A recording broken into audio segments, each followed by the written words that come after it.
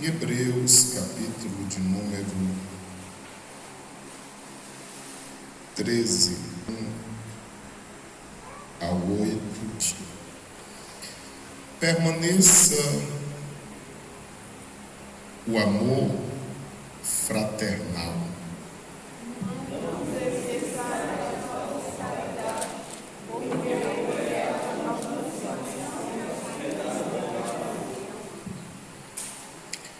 Lembrai-vos dos presos como se estivessem presos com eles, e dos maltratados como sendo vós mesmos também no corpo.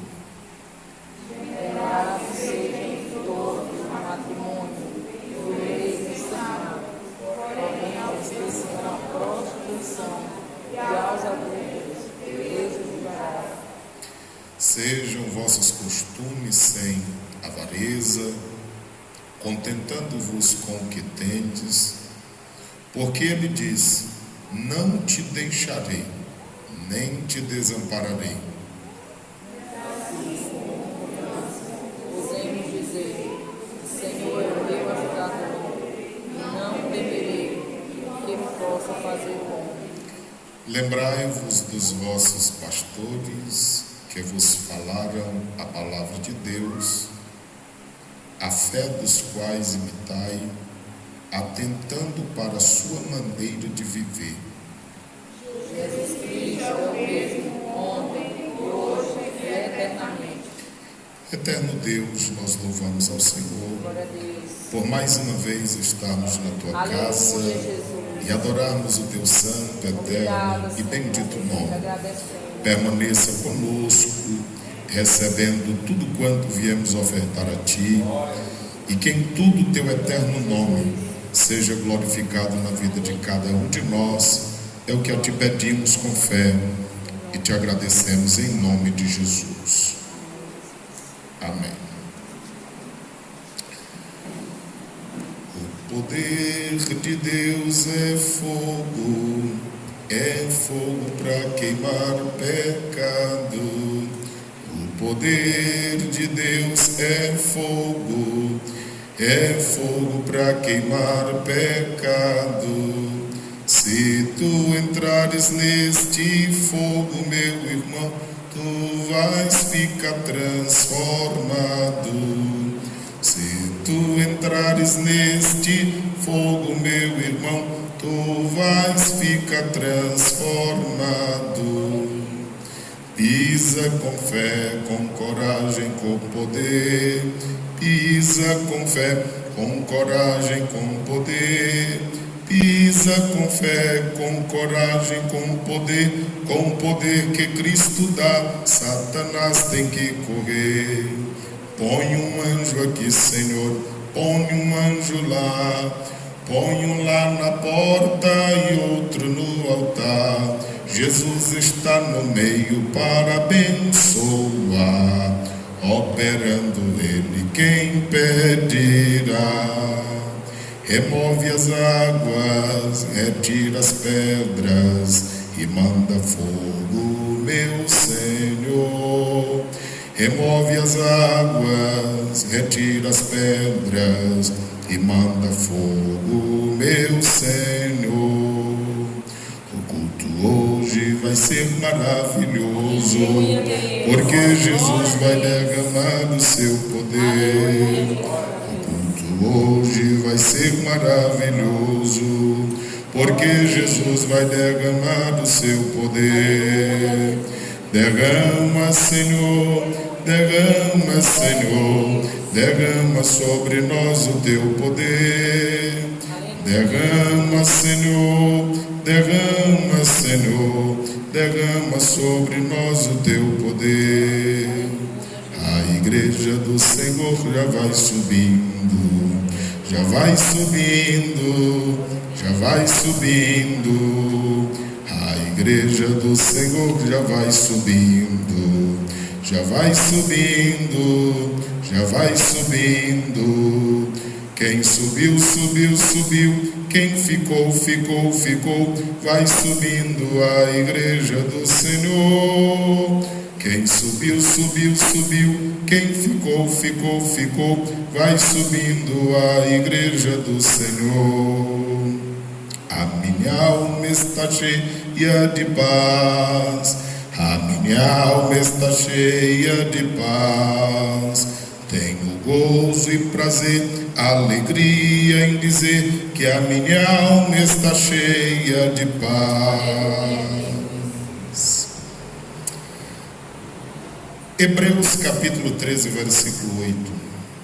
Nós crescemos cantando esses hinos. E naquele tempo nós pensávamos que não éramos crentes. E hoje a gente fica pensando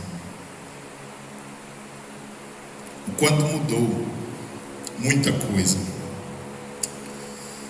Mudou de tal forma que às vezes, por incrível que pareça, na atualidade, há muitos jovens na igreja praticando sexo anal com o propósito de casarem virgens.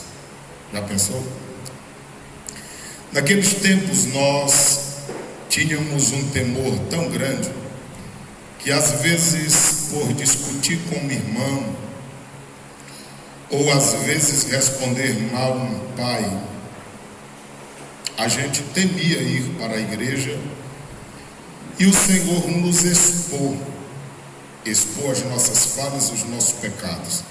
Uma discussão com o irmão ou responder um pai como não deveria. Hoje em dia nós vemos as pessoas brincarem com o pecado, conviverem com ele, como se fosse algo de estimação. E isso nos gera uma preocupação muito grande, muito grande.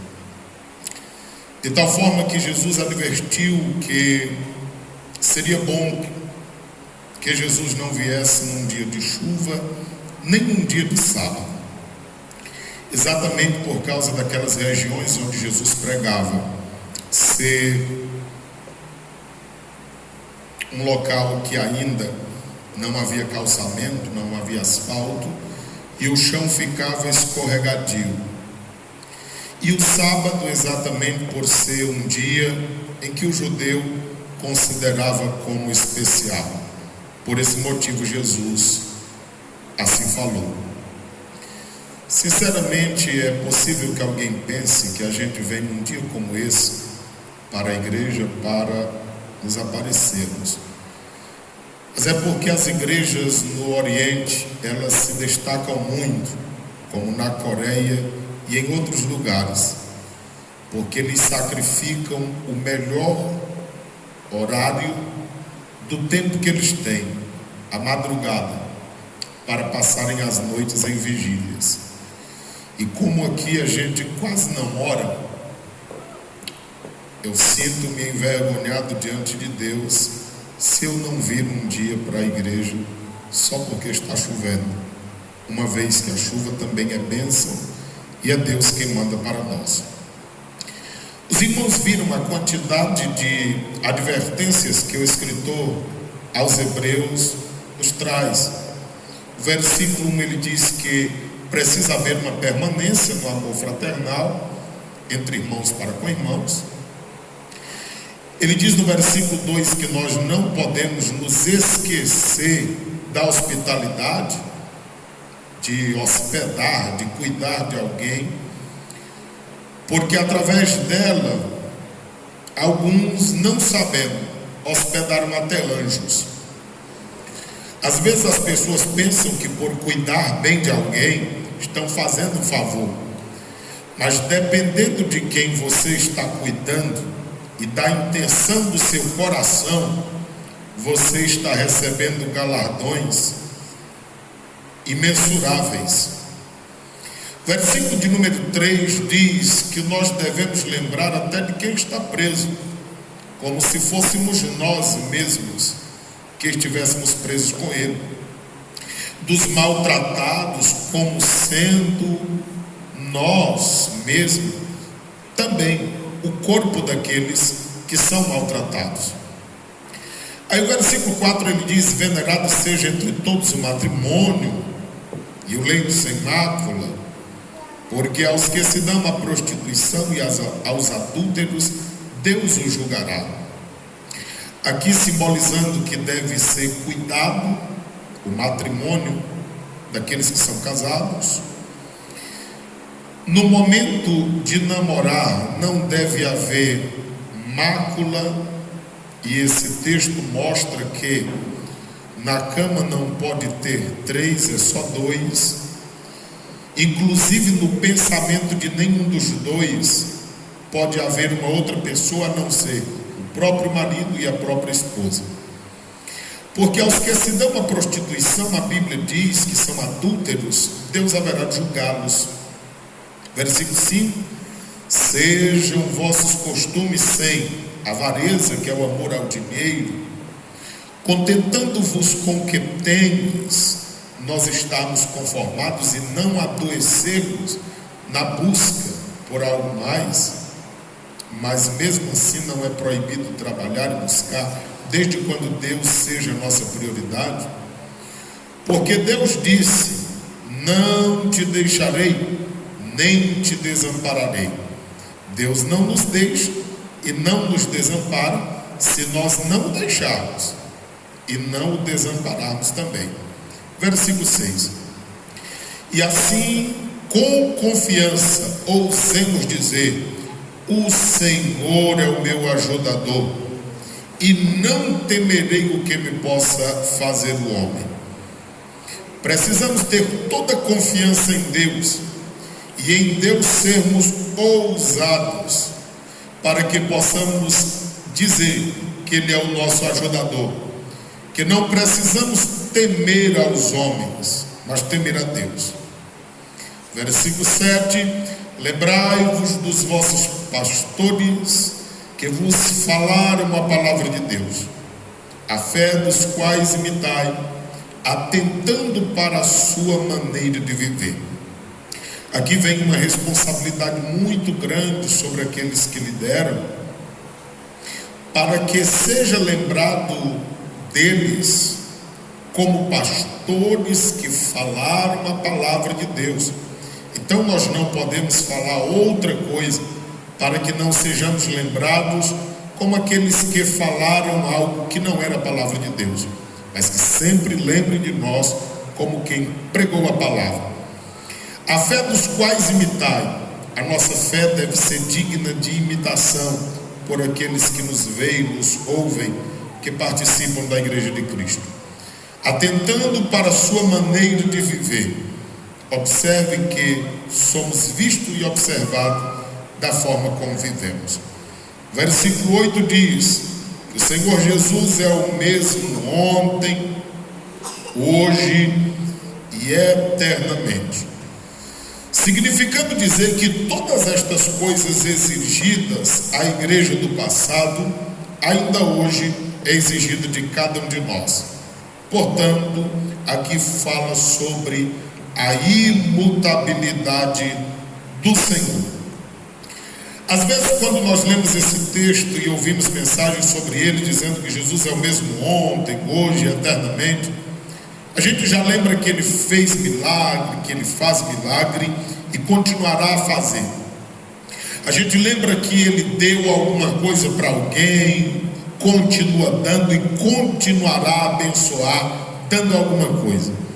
Mas verdadeiramente, ao olharmos para esse texto e todas essas exigências de Deus, nós devemos lembrar que Deus é imutável.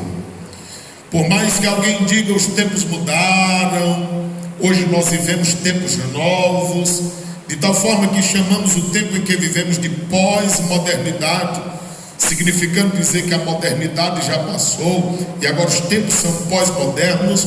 Mas a palavra de Deus e o Deus a quem servimos, eles são imutáveis.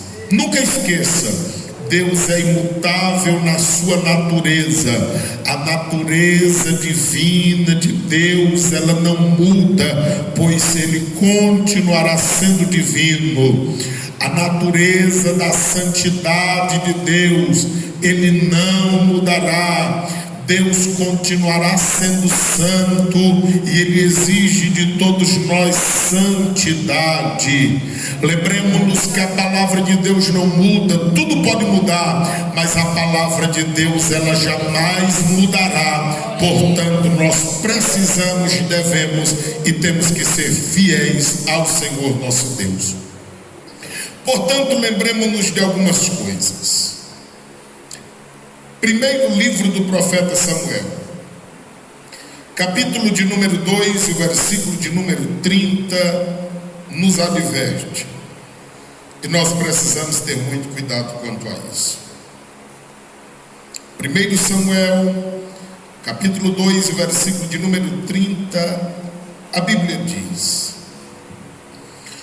portanto, diz o Senhor, Deus de Israel, na verdade eu havia falado que a tua casa e a casa de teu pai andariam diante de mim perpetuamente. Porém, agora, diz o Senhor, longe de mim tal coisa, porque aos que me honram, honrarei, porém aos que me desprezam, serão envelhecidos.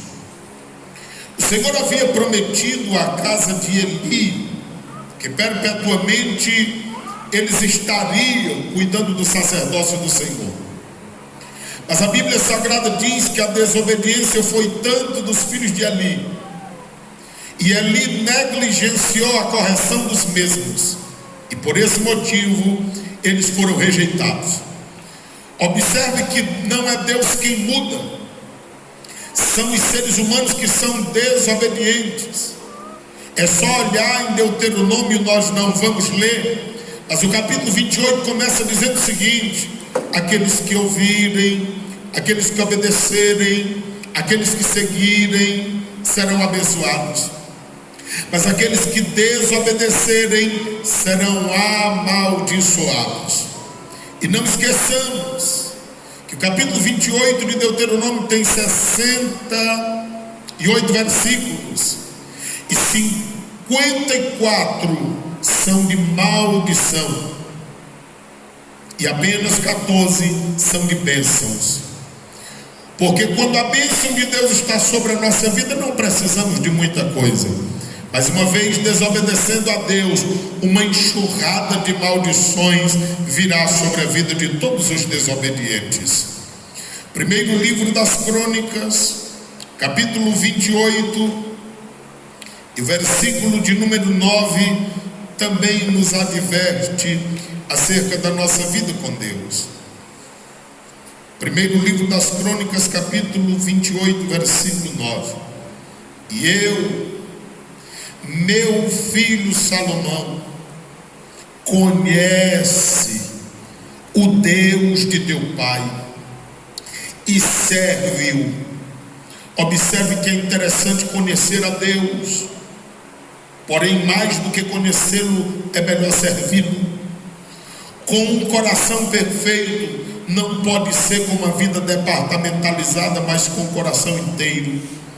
E com uma alma voluntária. Deus não quer nada obrigado, porque Deus esquadrinha todos os corações e entende todas as imaginações. Deus olha para o nosso coração e Ele sabe quem é cada um de nós.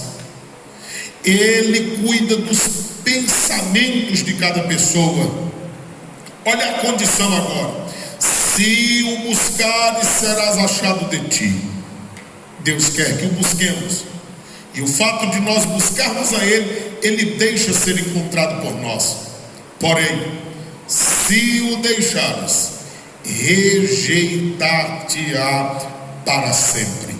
É assim que Deus se comporta quando nós o rejeitamos. Segundo livro das Crônicas, capítulo de número 24, versículo de número 20. Segundo livro das Crônicas 24, versículo 20. E o Espírito de Deus revestiu a Zacarias, filho do sacerdote Joiada, o qual se pôs em pé acima do povo e lhe disse: Assim diz Deus: porque transgredis os mandamentos do Senhor, portanto, não prosperareis. Enquanto alguém está em contradição, em transgressão contra Deus, não há prosperidade na sua vida. Porque deixastes o Senhor, também Ele vos deixará. 2 Timóteo, capítulo de número 2, e o versículo de número 12, está nos dizendo a palavra do Senhor nosso Deus em forma de advertência. Novamente a condição, 2 Timóteo 2,12: se sofrermos, também com Ele reinaremos, porque é impossível servir a Deus e não haver sofrimento. Mas para aqueles que sofrem, haverá de reinar com Ele. Porém, se o negarmos, também Ele nos negará. Se nós rejeitarmos o Senhor, por Ele seremos rejeitados. Versículo 13, olha a imutabilidade de Deus. Se formos infiéis, ainda que eu ou você sejamos infiéis para com Deus, aí não, Ele não será infiel.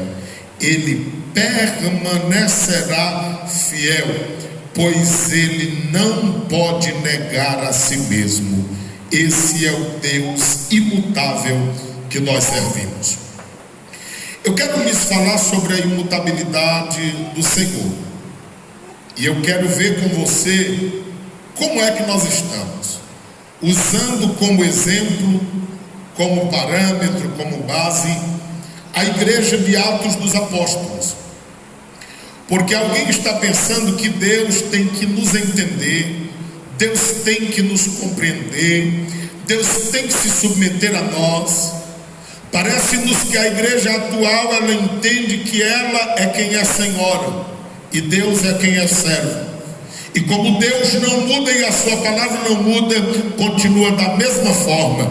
Deus continua sendo Senhor do universo, e quem quer precisa se submeter a Deus, a sua palavra e o seu Santo Espírito, para que tenha uma vida que agrade a Deus na terra e que eternamente possamos morar com Ele. Atos dos Apóstolos, capítulo 2, os versículos de número 42 a 47, observe como era a igreja de Atos dos Apóstolos. Atos 2, 42 a 47. E perseveravam, era uma igreja perseverante, na doutrina, eles eram ensinados segundo a palavra dos apóstolos. Não era um ensinamento próprio deles, mas dos apóstolos, conforme ouvimos ontem. E na comunhão, havia paz entre eles, havia uma comunhão constante. No partir do pão e nas orações, eles não se ajuntavam apenas para a festa, para o churrasco, mas quando os irmãos iam orar também estavam juntos. Versículo 43: em cada alma havia temor, é o que Deus quer que haja em cada um de nós, temor a Ele. E muitas maravilhas, observe que não eram poucas, eram muitas. Não havia espanto se Deus curasse naqueles dias, porque muitas maravilhas e muitos sinais se faziam naqueles dias pelos apóstolos. Versículo 44: todos os que criam, não eram todos que estavam lá que criam, mas todos os que criam dos que estavam juntos. Então havia um segredo. Aqueles que criam, eles não conseguiam ficar distantes uns dos outros. Ainda hoje isso prevalece.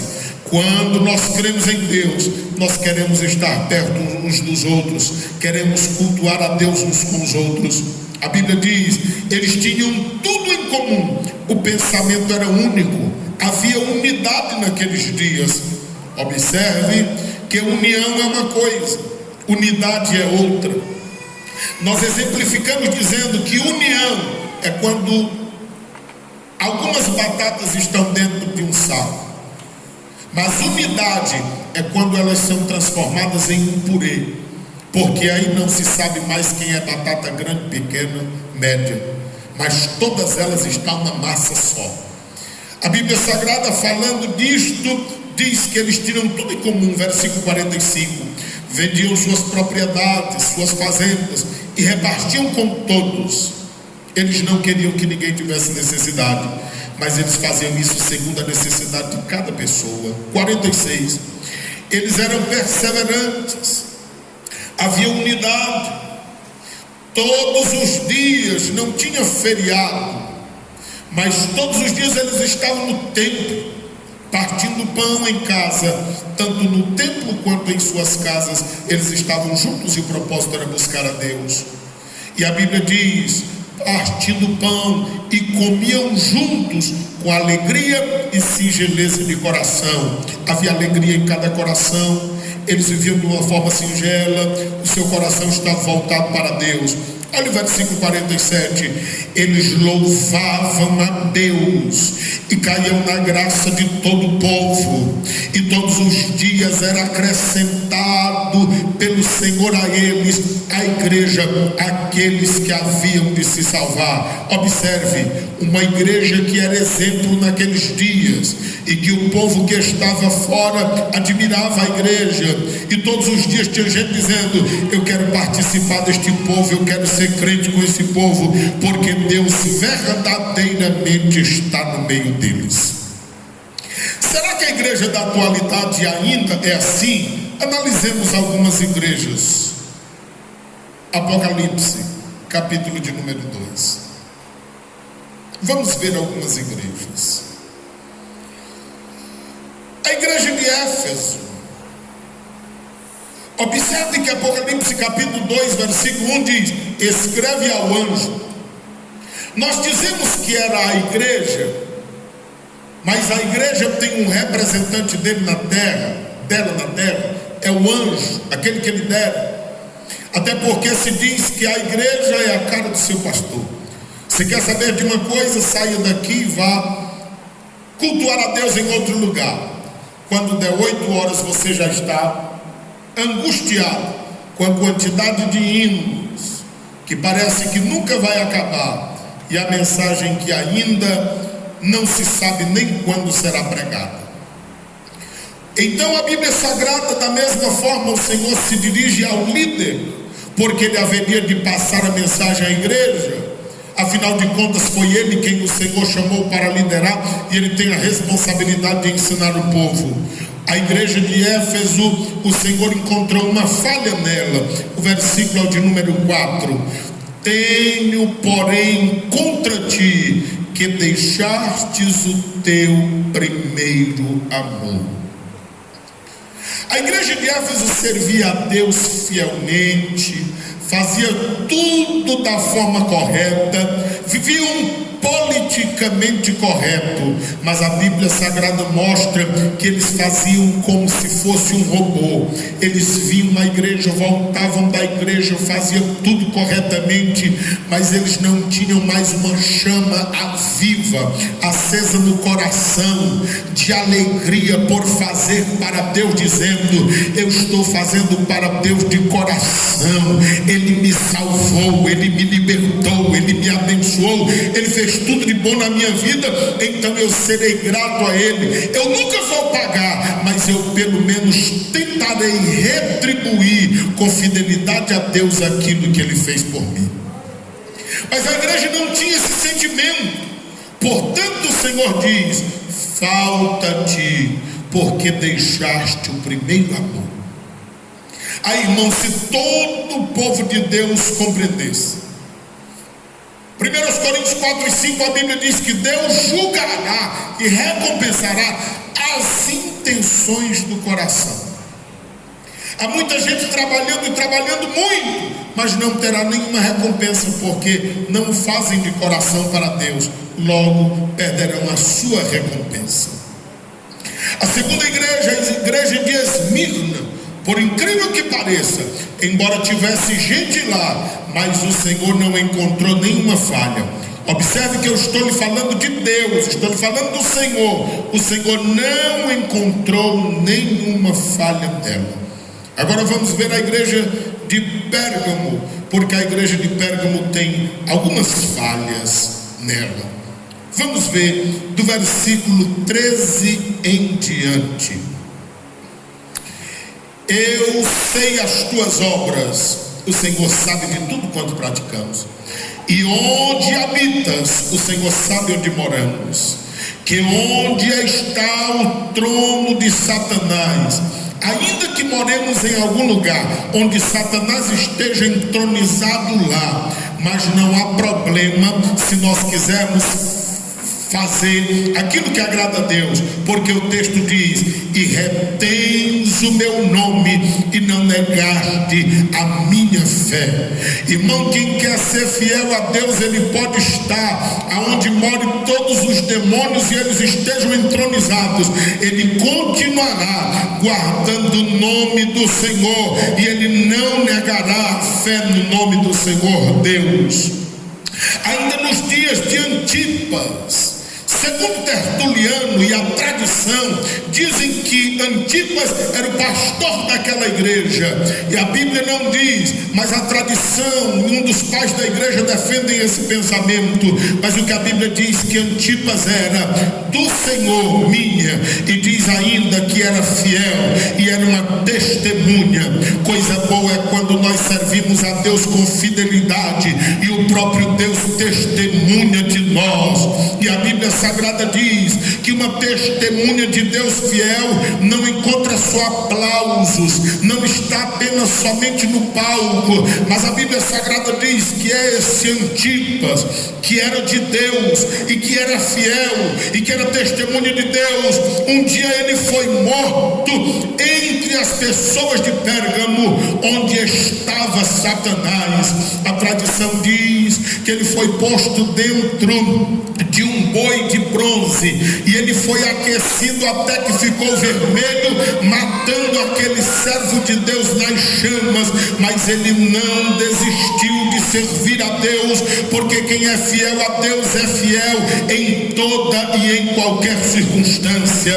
Mas ao tempo em que alguém é fiel a Deus, independentemente das circunstâncias, também tem alguém que é infiel a Deus. Versículo 14: mas umas poucas coisas tenho contra ti, porque tens lá os que seguem a doutrina de Balaão, o qual ensinava a Balaque a lançar tropeço diante dos filhos de Israel, conforme pregamos há alguns dias aqui, para que comecem nos sacrifícios da idolatria e se prostituíssem. Volta umas páginas aí e veja aí no livro de Judas. Olha o que era a doutrina de Balaão. Judas, versículo de número 11. Ai deles, porque entraram pelo caminho de Caim, aquele que era invejoso e ciumento, e matou o seu irmão, era homicida também, e foram levados pelo engano do prêmio de Balaão, aquele que trabalhava por dinheiro, e pereceram na contradição de Corá, aquele que era rebelde e que se levantou contra a sua liderança.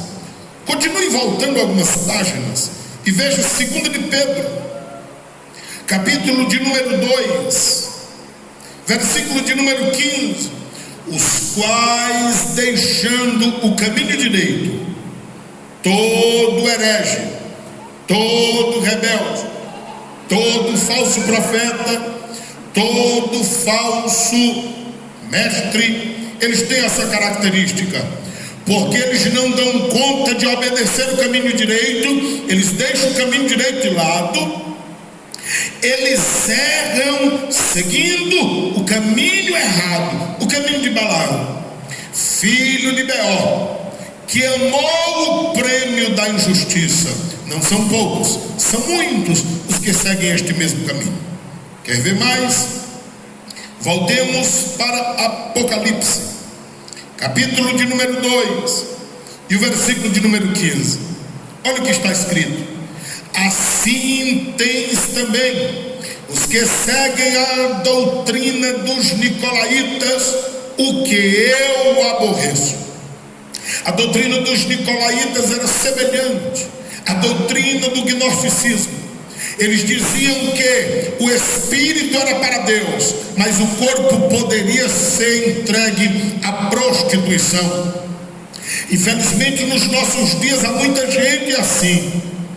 Você pode até se espantar, mas são muitos pais que o meu filho não pode chegar aos 18 anos dentro de casa, que eles já começam a dizer-lhe: quando é que você vai arrumar um casamento? Você não vai arrumar nenhum namorado?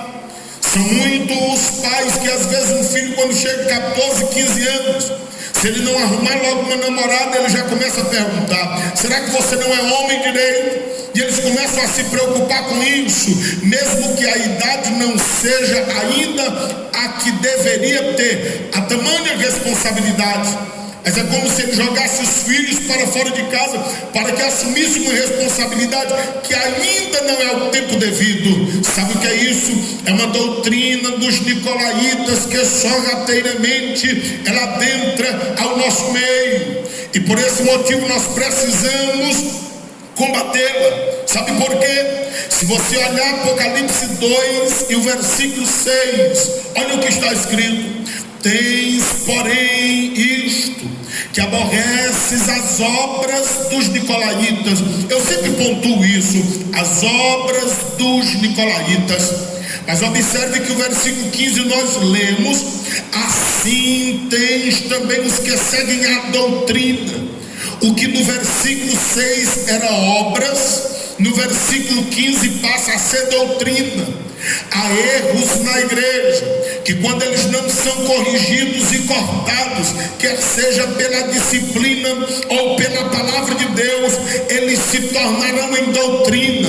As pessoas começarão a passar de um para o outro dizendo: pode fazer, não tem problema, eu faço e não sinto nada. Sabe por quê? Porque as pessoas perderam o temor a Deus, perderam o temor à palavra de Deus, e eles querem viver de qualquer forma. A tradição diz que esses nicolaítas eram uns seguidores de Nicolau. Quem era Nicolau? Era aquele que, Atos capítulo 6 e versículo 5, ele foi escolhido como um dos 7. É isso que diz a tradição. Mas quando eu olho para Romanos capítulo de número 12, versículo de número 9, eu encontro apoio para nós combatermos ferrenhamente tanto as obras quanto as doutrinas dos nicolaítas, porque Paulo disse em Romanos 12 e 9: o amor seja não fingido. O zelo que temos pela palavra de Deus, o amor que temos pela palavra de Deus, ele não pode ser escondido, ele tem que ser posto para fora. E o amor que nós sentimos por Deus, pela santidade de Deus e pela imutabilidade de Deus, ele é posto para fora quando nós não apenas discordamos do pecado, mas nós pregamos contra ele. Porque Paulo diz aqui em Romanos 12 e 9: aborrecei o mal e apegai-vos ao bem. Quem tem amor por Deus, quem tem amor pela sua palavra, ele começa a enojar o pecado e ele começa a se apegar às coisas que agradam a Deus e que glorificam o seu santo nome. E isto é um trabalhar do Espírito Santo de Deus na nossa vida. O verdadeiro crente, às vezes, ele se questiona: será que eu preciso e tenho que ser antipático desse jeito? Será que eu tenho que ser desagradável muitas vezes? Será que eu tenho que, às vezes, ter que sair das festividades até mesmo da minha família? Depende. Se você for um seguidor de Cristo verdadeiro, às vezes cumpre-se na nossa vida o que disse o Senhor Jesus: quem não renunciar a amor de pai, mãe, irmãos, propriedades e riqueza, por amor a Jesus, não é digno dele. Aonde nós estivermos, aonde nós formos, todos precisam saber que nós servimos a Deus e nós amamos o pecado e estamos apegados a Deus, e jamais nós nos apartaremos dele por coisa alguma. 1 Coríntios 13 e 6, Paulo diz: o amor verdadeiro não folga com a injustiça, mas folga com a verdade. Quem ama a Deus de verdade, ele não tem prazer na injustiça, seja qual for o tipo da injustiça, mas ele sente um amor muito grande pela verdade no Senhor nosso Deus. É assim que nós devemos ser. Apocalipse capítulo de número 2. Vamos ver agora a igreja de Tiatira. Capítulo de número 2, versículo de número 20 a seguir. Mas tenho contra ti o tolerares que Jezabel, mulher que se diz, era ela mesma quem se nomeava profetiza. Ela ensinava e ela enganava os servos do Senhor, e ela colocava-os para se prostituírem e comerem os sacrifícios da idolatria. Mas Deus, como é bondoso e misericordioso, versículo 21, e dei-lhes tempo para que se arrependessem da sua prostituição, e não se arrependeram. Coloque em sua mente que Deus é imutável, mas a imutabilidade de Deus faz com que Ele demonstre a sua misericórdia, seu amor e a sua graça. Todavia isso não fará com que Ele deixe de ser um Deus fiel, justo e também que puna aqueles que vivem em desobediência a Deus. Dê-lhes tempo para que se arrependessem da sua prostituição e não se arrependeram. Versículo 22. Eis que a porei numa cama, como ela ensinava a igreja que se prostituísse.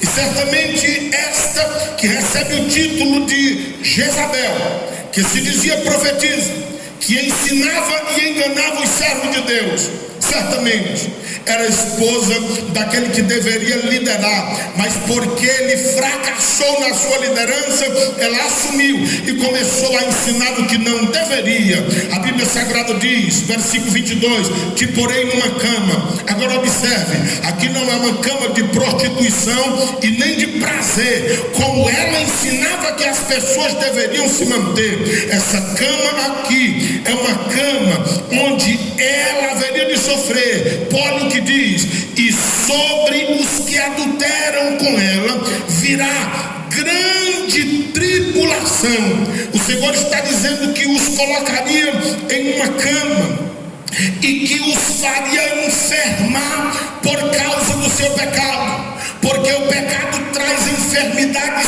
sim.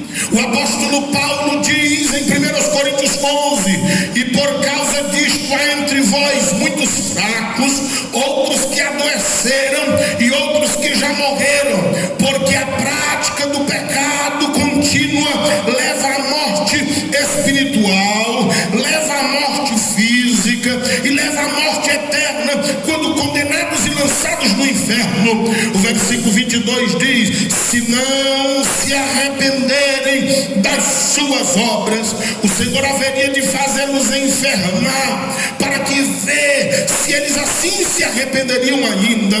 Versículo 23, e ferirei de morte os seus filhos. O Senhor é Deus que é imutável, e como Ele matou no passado, Ele mata no presente. Malaquias 3:6 diz, eu sou o Senhor e eu não mudo.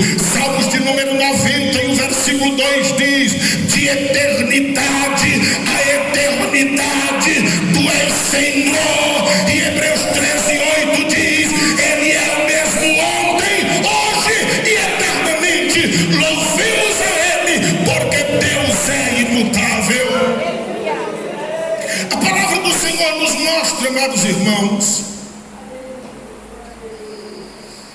que Ele haveria de fazer todas estas coisas. Versículo 23, os feriria de morte, para que todas as igrejas soubessem que Ele é aquele que sonda as mentes e sonda os corações,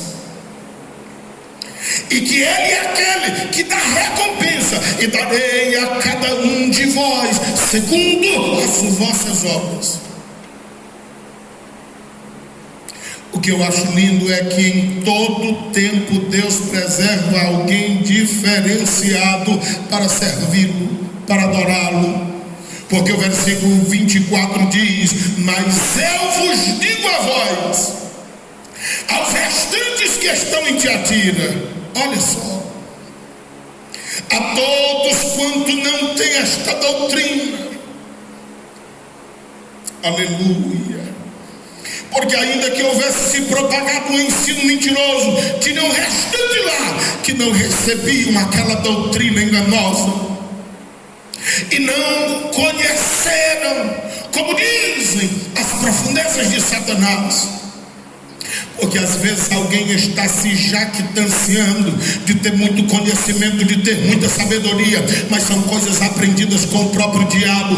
Porque Paulo disse que chegaria o tempo onde doutrinas de demônios seriam destiladas. Mas o Senhor Jesus está dizendo: outra carga vos não porei. Ele estava dizendo: já que vocês se preservaram, já que vocês têm sido fiéis, eu não vou exigir muita coisa de vocês. Versículo 25. Mas eu vou dizer alguma coisa: o que vocês tendes, retende-o até que eu venha. Ele estava dizendo: vocês não precisam de uma doutrina nova, vocês não precisam de um novo conhecimento, vocês só precisam guardar aquilo que já receberam. E o que está dentro de vocês, vocês precisam guardar. Vocês podem ir de um lado para o outro, viajar de um lado a outro do mundo, mas o que você já recebeu de Deus, guarda no coração e permanece até o final, porque Ele vem e nós precisamos aguardá-lo com aquilo que Ele nos ensinou. As pessoas estão em busca às vezes de uma novidade. Às vezes as pessoas estão desejosas de encontrar algo que confronte aquilo que nós pregamos diariamente. Mas a palavra do Senhor Deus diz que não precisa de muita coisa, apenas de guardar aquilo que a verdadeira e sã doutrina tem repassado a nós, de forma que sejamos fiéis a Deus de uma forma toda especial. Vamos ver outra igreja, a igreja de Sardes, capítulo de número 3, versículo de número 2, versículo de número 1 ainda. E ao anjo da igreja que está em Sardes, escreve isso: diz o que tem os 7 Espíritos de Deus. Você sabe que 7, que está falando de uma plenitude de Deus, do seu Santo Espírito, não são 7 Espíritos, mas as atuações em que Ele age, a forma como Ele trabalha. E se você olhar em Isaías 11, diz das suas 7 características: espírito de fortaleza, de conselho, o espírito de poder, o espírito de temor, o espírito do Senhor. Aí você vê o Espírito de Deus ali se revelando. A Bíblia Sagrada diz os 7 Espíritos de Deus e as 7 estrelas, que são a liderança. O versículo de número 1 continua e diz: eu sei as tuas obras. Tens o nome de que vives e está morto. O maior problema da nossa geração é que eles se acostumaram com o pecado, em conviver com o pecado, em viver uma vida de pecado. E a história deles é o seguinte: não me exponha, porque eu tenho meu nome. Não diga nada comigo, porque afinal de contas eu preciso preservar o meu nome. É uma geração que não liga para o que Deus diz, para o que a sua palavra diz, mas eles querem preservar o seu nome. Eles querem preservar a si mesmo e viver uma vida de pecado. A palavra do Senhor Deus diz: tens apenas o nome de que vive, mas está morto. Escute uma coisa: qual é a vantagem de Jesus voltar hoje e a gente está com o nome de que está vivo, mas está morto? De que adianta Cristo voltar hoje e alguém de paletó e gravata, muito bem arrumado em um culto, e uma vida de pecado?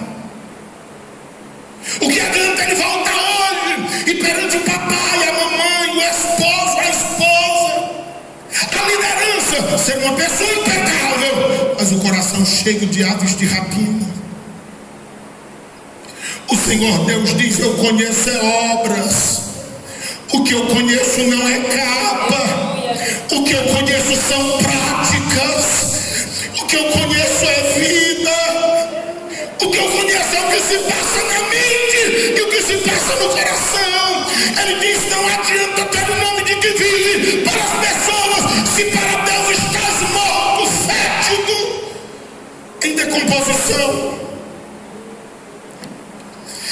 versículo de número 4 diz: mas também tens em Sardes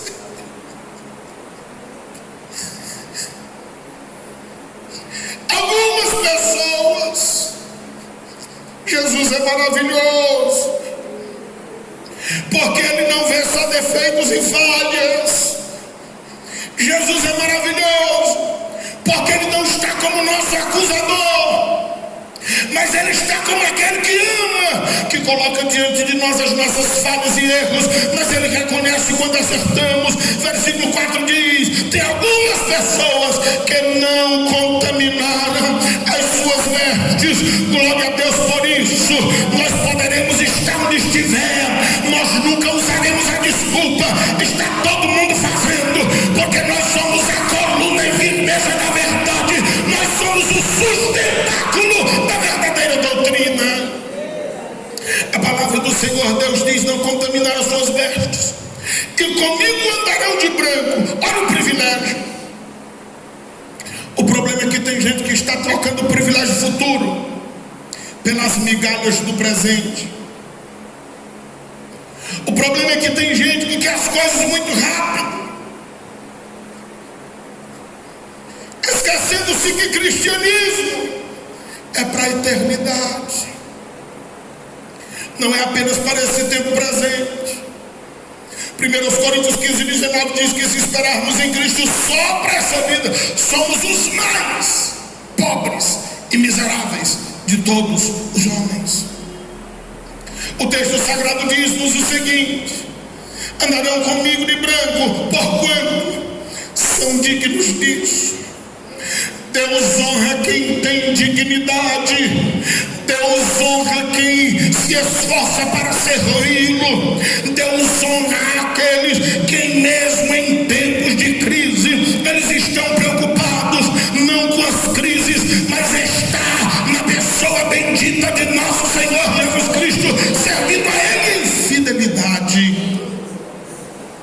A Bíblia Sagrada fala de uma outra igreja, a igreja de Filadélfia, mas ele não tem nenhuma acusação contra essa igreja. São as duas igrejas que nós não encontramos acusações: a igreja de Esmirna e a igreja de Filadélfia. Vamos para a igreja de Laodiceia. Quando eu vejo alguns estudiosos dizendo que esta é a igreja que simboliza a igreja dos últimos dias, dói em meu coração, pois nós acreditamos estar vivenciando os últimos dias da igreja na terra. E infelizmente essa imagem que nós vemos de uma igreja que está se acostumando com o mundo, de uma igreja que defende mais as práticas mundanas do que as práticas que Cristo quer que nós defendamos. E a palavra do Senhor diz no versículo 16: assim, porque és morno, não és frio e nem quente. Talvez nós não entendamos muito se não nos for explicado, mas para aquele povo eles entendiam bem. Em Colossenses, capítulo de número 4, o apóstolo Paulo mostra o porquê que Jesus falava estas coisas. Colossenses 4:13, a palavra do Senhor Deus diz: pois eu dou testemunho de que tem grande zelo por vós, e pelos que estão em Laodiceia, e pelos que estão em Hierápolis. Guarde isso em sua mente. Hierápolis era um lugar onde haviam fontes de águas frias. Hierápolis, fonte de águas frias. Laodiceia, fonte de águas quentes. Água fria serve para dessedentar. Em um dia de calor intenso, para refrescar, traz refrigério. Águas frias servem para trazer uma tranquilidade. Águas quentes naqueles dias serviam como cura de reumatismo, doenças de nervos ou de ossos, dores. E esta fonte estava em Laodiceia. Mas aquelas fontes de águas, elas percorriam um certo trecho, e em algum lugar elas se encontravam água quente, água fria. Então as águas ficavam mornas. Para que serve água morna? Se não para alguém, quando está com sentimento de náuseas, beber e jogar tudo fora. Jesus fala com a sua igreja e diz: se vocês fossem frios, se vocês tivessem qualidades de uma água fria, vocês tirariam a sede do mundo, vocês trariam refrigério ao mundo. Cumprindo-se o que Apocalipse 22:17 diz, que o Espírito, ele descedenta, que uma vida com Deus traz refrigério. Atos 3:19. Mas vocês são mornos, ou seja, vocês se misturaram. Vocês não estão trazendo cura às enfermidades, vocês não estão resolvendo problemas de ninguém. Antes vocês estão mornos. Vocês querem pegar umas coisas do mundo, querem pegar umas coisas da igreja e querem dizer que me serve com a vida toda departamentalizada. Aí o Senhor Jesus segue. E ele começa dizendo: como não és morno, no versículo 16, és frio, nem quente, porque és morno e não és frio e nem quente, vomitar-te-ei da minha boca. É uma igreja que o Senhor haveria de rejeitá-la por causa da sua vida departamentalizada. Se Deus é imutável e ele diz a essa igreja que a rejeitaria por viver uma vida misturada com o mundo, Deus mudou? A palavra de Deus mudou? Você acha que ele vai mudar agora? Uma das coisas mais tristes é que o versículo 17 segue dizendo: como dizes, rico sou, porque a região era região comercial e o povo, por causa da sua riqueza material, estava esquecendo-se de Deus. O Senhor não é contra ninguém ser rico, pelo contrário, quando alguém tem alguma coisa que pode ajudar na obra e fazer o que lhe é possível, é honroso diante de Deus. Jesus Cristo tinha algumas mulheres ricas que o ajudavam em seu ministério. Lucas 8, versículo 2. Mulheres ricas que o auxiliavam, o ajudavam em seu ministério. O problema da riqueza desta igreja é porque ele dizia: rico sou e estou enriquecido e de nada tenho falta. Quando a pessoa pensa que a sua riqueza preenche a sua vida e que não precisa de Deus, é aí onde entra o pecado. Aí Jesus disse: é mais fácil um camelo passar no fundo de uma agulha de costura do que um rico entrar no céu. Porque ele passa a pensar que as suas posses podem lhe conceder o que só Jesus pode. Olha as características, e quão tristes são as características daquela igreja. Não sabes. O pior tipo de pecado na vida de alguém é quando este alguém não sabe, ou não quer saber, ou se faz que não sabe que está em pecado. A coisa mais triste na vida de um cristão é quando ele diz que não sabe, quando ele não quer saber, ou se faz que não sabe que está vivendo uma vida desordenada diante de Deus. Não sabes, mas tu és desgraçado. A graça de Deus havia afugentado-se da vida da igreja de Laodiceia. E se a graça de Deus sair de nós, tudo que sobra é desgraça. Você viu aquele irmão, aquela irmã que saiu da igreja? Eu nunca imaginei que ela faria isto ou aquilo. Não imaginou porque não quis.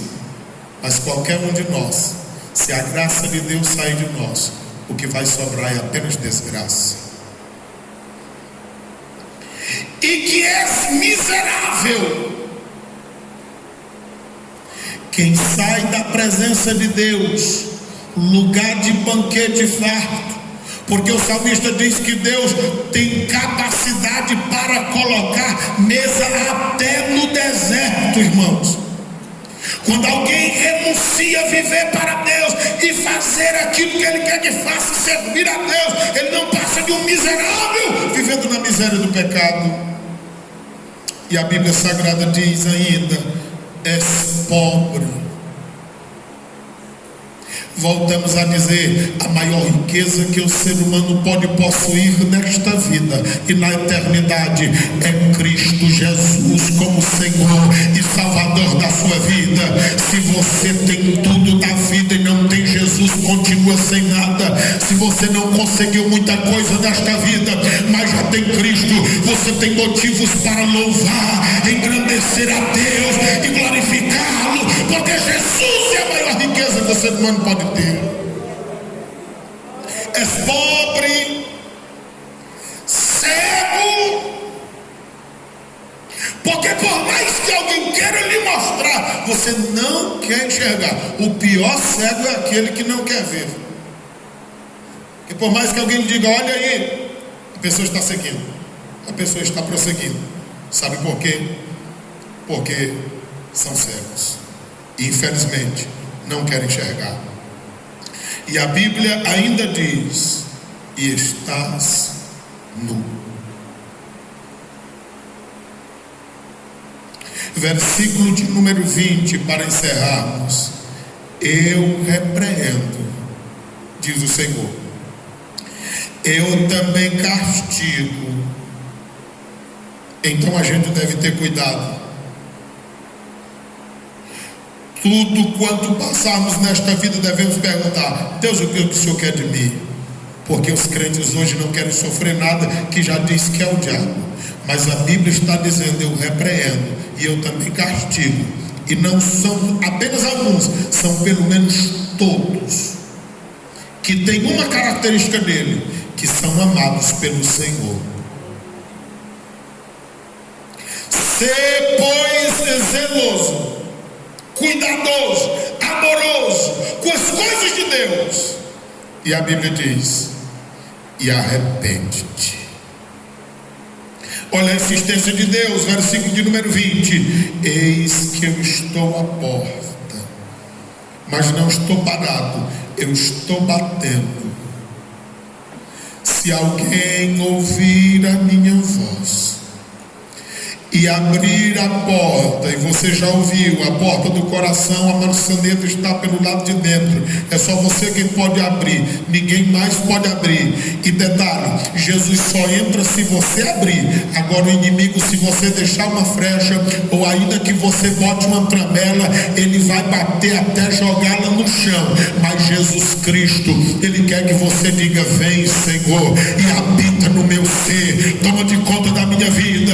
Se alguém abrir a porta, entrarei com ele, cearei com ele, e ele ceará comigo. Versículo 21, aí chega a promessa: aqueles que vencerem, lhe concederei que assente comigo no meu trono, assim como eu venci e me assentei com meu Pai no seu trono.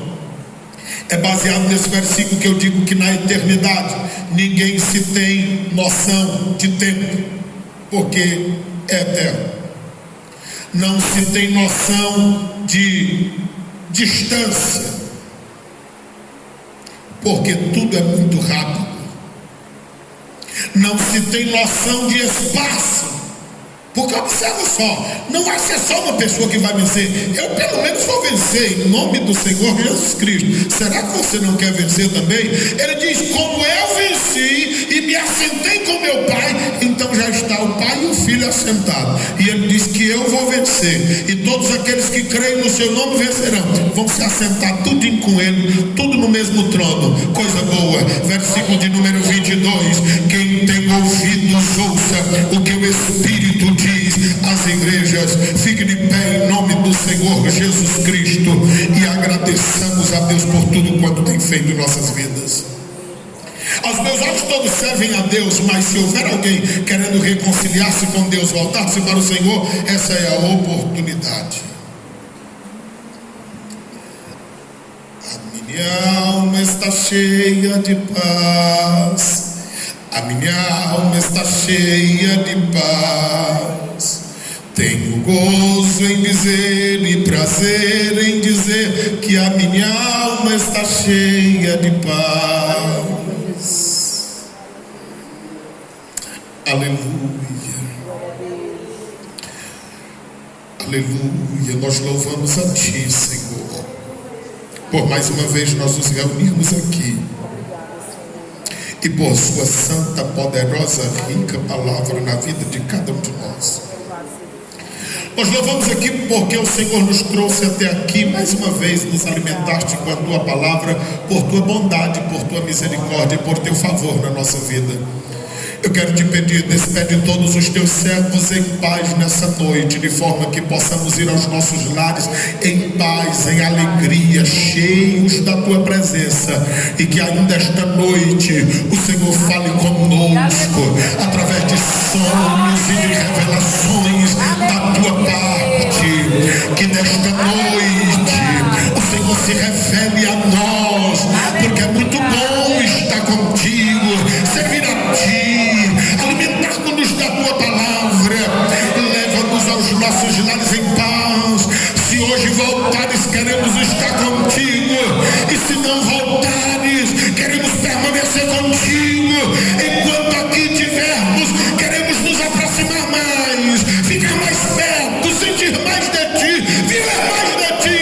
É desejo nosso nos aproximar do Senhor, viver o verdadeiro evangelho, viver a verdadeira palavra, estarmos contigo continuamente, porque sem Ti nada podemos. Contigo somos mais do que vencedores.